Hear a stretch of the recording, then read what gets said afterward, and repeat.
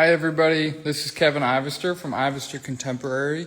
I am just starting this Instagram Live to have a conversation with Michael Anthony Garcia about his current exhibition, Olas de Perturbación, or Waves of Perturbation. Hi guys, thank you. My connection's bad in there. I'm just waiting for, let's see, I'm going to get Michael in right now. Let's see. I always forget how to do this. Hold on one moment.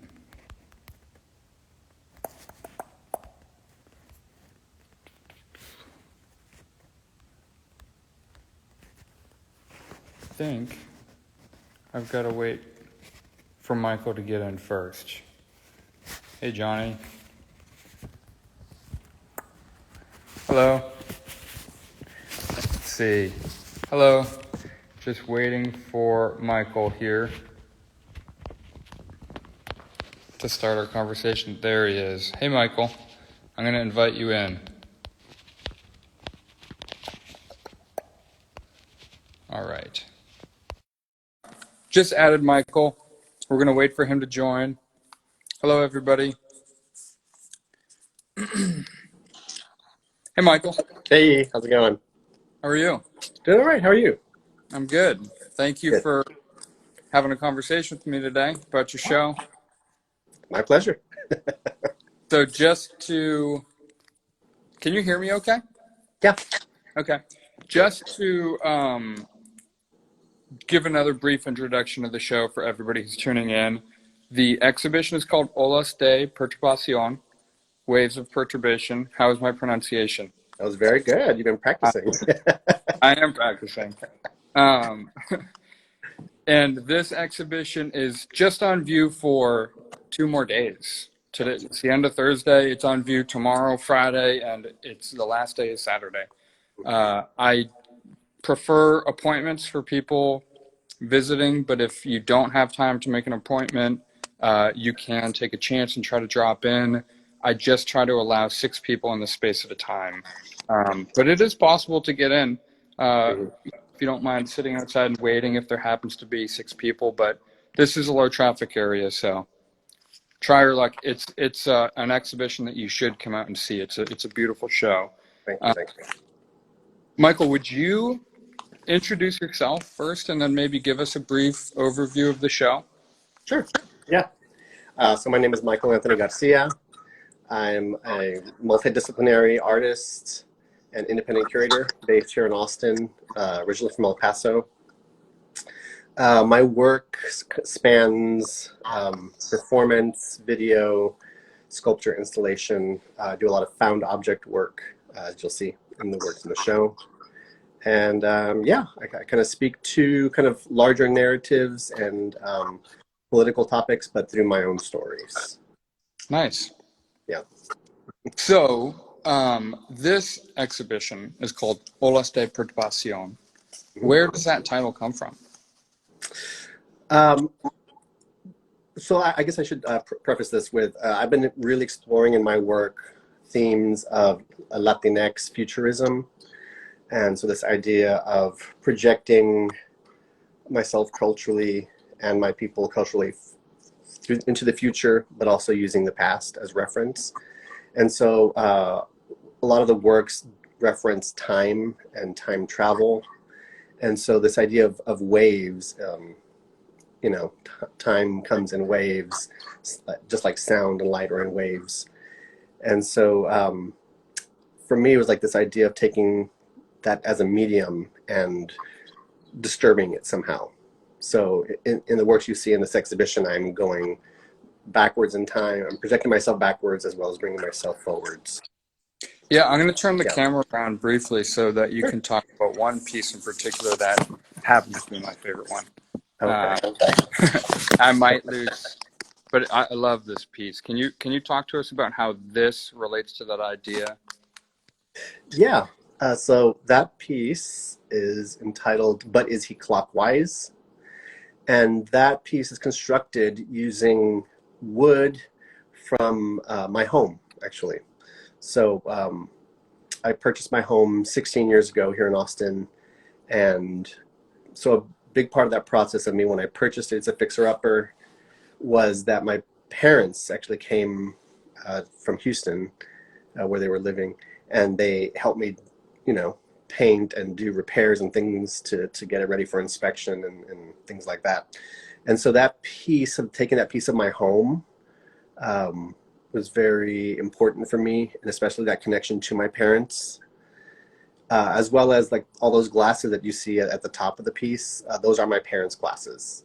So my mom just kind of would get new glasses and then just kind of kept all their old glasses in a drawer somewhere. And I want to say it was like over the summer, she was like, I'm going to get rid of these. Do you want them? And I'm like, yes, please. And then the bottom part of the piece is made up of the cases that the glasses were in. Right. Yeah. And so that piece is about looking forward and using, if you will, the wisdom of my parents, of my ancestry and their experiences, and looking through all those lenses. So the piece itself is kind of an abstracted telescope or a portal of some kind to look through, as well as being like a weapon or a tool of protection. And also it kind of represents the hands of a clock as well. So the idea of time comes back into it. And so with that title being, but is he clockwise? So it's like, I've taken this wisdom and I'm using it, but, do I know how to use it? Sort of. I guess that's the question being asked. A play on words too. Yeah. Yeah, I love being able to visualize picking that up and looking through those glasses like it's a telescope and seeing through time. All these different layers of time that your parents saw through. Oh, yeah. Amazing. Thank you. So you've answered a lot of the questions that I had for you already. But when viewers come in and see the show, and your work in general, what kind of conversations do you hope that they're having? What sort of, is there an objective that you're trying to reach with your viewers, or are you more interested in just having them ponder this sort of as observers, or what are your thoughts on that? Yeah, certainly. So, obviously materiality is very important to my work. Not just in terms of like textures and color and things like that, but the history that objects have. And so those pieces right there, that wall in particular, those are Afghans and baby blankets that I sourced. And it kind of turning that whole idea on its head of like walking in someone else's shoes, trying to like live their life through your own eyes. I'm telling my story in this kind of reference to my history, but using other people's objects. So it's sort of like this transposition of what I'm trying to tell. And so those pieces represent like an abstracted map of El Paso, where I grew up. And so it's trying to like take those memories that already exist within those objects and embedding my own into them as well, into those fibers. Yeah, the abstracted landscape. I love the sort of border here and the two plots of land on the larger piece of land. Okay. Yeah. In your opinion, why is this work important? What are some of the things that you're hoping people take away? I think it's to get people thinking. Especially, I don't know if you can look at the video piece real quick. Yeah. So in that piece, I'm physically present. So in that one, I'm projecting myself into the past through a commercial that I used to watch a lot as a kid. Growing up in El Paso, we had programming that we watched that was from across the border, and this was a commercial that was always playing during children's programming. And so I put myself into the commercial as an adult, as a way to kind of go back and kind of remind myself. So the piece is called Recuérdame, which is what the baby Gosling says at the end. And for him, it's this idea of, don't forget to buy my product whenever you're at the store. But for me, it was like this mantra, if you will, or something I'm trying to tell myself in the past. So it's kind of going back to telling myself as a child, like, don't forget where you're from, who you are, the stories that you've learned from, and don't forget how important that is, that feeling of when you lived here and you were part of a majority, and what that feels like, that sensation, and carry that with you. Yeah. And so having myself in that work, all of the work really is telling my story. So it's about putting my stories out there of, BIPOCs, and how important it is, I think, to tell those stories, because they're not often told, even if they don't understand every detail of it. Yeah, and we should mention, I've got the sound off for the purpose of this conversation, but, if you were to visit the gallery tomorrow or Saturday, you would be able to hear the sound, and it is this commercial's jingle. Yes. Yeah, Very, very catchy. I've been living for 5 weeks, and I think it's just going to be part of my life now. Yeah. I think love it though. And will you briefly talk about this piece? This piece, whenever people visit, mystifies them, and I've seen people, Michael, go straight into that corner, look right into that corner, and put their ears up against these black circles. They're actually headphones, and in person, it's a little bit more obvious. But I've seen people look directly into it, and I've also seen people back into that corner and look out at the rest. Oh, nice. It was a really creative way to experience that. Great. And I should mention too that there's no sound coming out of those headphones. It might be difficult to see, but there's actually house keys. Yes. Inside. Yeah. That was the last piece that I made for the show, actually. And there's a lot of references to home in the work, obviously, and kind of this having a vector line that kind of points us back to where we came from. And that piece, so those keys are actually keys that I use. They belong to the homes of different family members. And it's about kind of connecting to and listening to, earlier I was talking about the idea of objects having their own stories within them, just naturally through their materiality and the experience that they've had. And so those keys, I think, have their same stories to tell. And, they're different stories happening at the same time. And so the idea of having those headphone pieces there is so that you are making yourself listen to those stories. And the idea of having them in a corner was so that they'll be perfectly situated for listening, and you're not just. I like the idea of people actually looking into the corner to do it, because they're not distracted by anything else. They're just the white, and they're just paying attention to whatever the keys are telling them. Yeah. And lastly, let's talk about this piece here.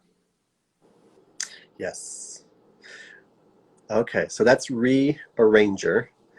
I went to Riverside High School in El Paso, and that was our Letterman letters. I don't even know if people still do that nowadays. I'm kind of dating myself, maybe. I think I think people do it still. Okay, good. And so those that piece is speaking to the idea of listening. So it's kind of the land, the ground is speaking to us, and I'm using them, obviously here in a kind of a rumbling or a grumbling sound. It's almost like a warning, because I went to Riverside. Our mascot was the ranger, and a predominantly Mexican high school, just a few blocks away from the border. And the Rangers, you know, were basically the precursors to the modern day ICE that we have nowadays. You know, they were to round up, you know, the Mexicans and Native Americans, and you know, they were like the cowboys trying to purify Texas, if you will. So it was like this, and it never occurred to me back then. I just thought of Ranger. Oh, it's like some kind of cowboy. Well, it was, but these cowboys, you know, their purpose was to go after the very people who were studying in this school. So that was like this crazy revelation, and it's about going back and listening to those things again. You know, like, okay, I didn't really pay attention to this back then, and my mascot was someone who was out to get my ancestors. You know, so it was kind of freaky to me. Yeah. Yeah. Listening to the land too. Mm-hmm. Well, all of this work is important work to see, in my opinion. And I would just say, you know, if you haven't made it out to the show, we've tried to take quality images to document the show, but over the course of the next 2 days, which is the full run of the show, it comes down Saturday. If you can make it to Austin, you can make it to East Austin and see the show, I recommend it. It's fantastic work. Michael's been, you know, you've been an important part of Austin's art scene for, Thank you. you know, you're just such a staple of Austin art. And this is a really good opportunity to see a bunch of fantastic ideas come together all at the same time. So it's been a pleasure to show your work. Thank you. Work together again in the future. And I wanted Yeah. to, you know, just keep this conversation short and introduce people to your work. But more than anything, if you can make it by the gallery, please do. It's low traffic and safe. Wear a mask, and we're open. Thank you. Thank you. Well, I want to thank you, Kevin. I mean, it's been an honor to, you know, to show in your space, this beautiful brand new space. So, and I appreciate all the help that you provided me in sharing the work, everything, even in the installation of the work. So, thank you. Yeah, no, it's been a lot of fun. So, Likewise. thank you very much. It was great to talk to you. Short little conversation, but the show is up until Saturday. Come on by. All right. Thanks. Thank you, Michael. Thank you. Bye.